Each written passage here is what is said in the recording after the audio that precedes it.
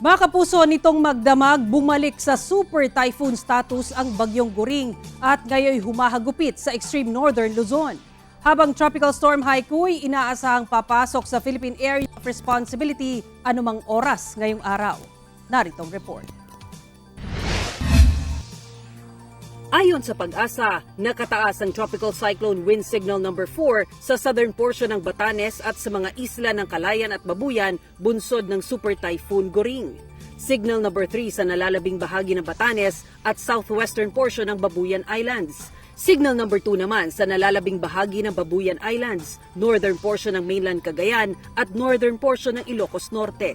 Signal number 1 sa nalalabing bahagi ng Cagayan, buong Apayao, northern portion ng Kalinga, northern portion ng Abra, rest of Ilocos Norte at extreme northern portion ng Ilocos Sur. Namataan ang mata ng Super Typhoon Goring sa coastal waters ng Sabtang Batanes. Taglay nito ang lakas ng hangin na aabot sa 195 kilometers per hour.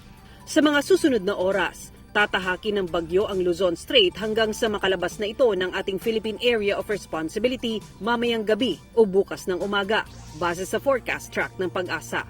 Kasabay ng paghagupit ng Bagyong Goring ang paglakas pa ng hanging habagat. Apektado nito ang Central at Southern Luzon, Visayas at Mindanao. Kaya naman maalon ngayon at delikado sa maliliit na sasakyang pandagat ang pumalaot sa lahat ng dagat na sakop ng Luzon at Visayas, kabilang na ang Dinagat Islands. Samantala, anumang sandali mula ngayon, inaasahang nasa loob na rin ng Philippine Area of Responsibility ang severe tropical storm na may international name na Haikui. Tatawagin yan sa local name na Hana ayon sa Pag-asa.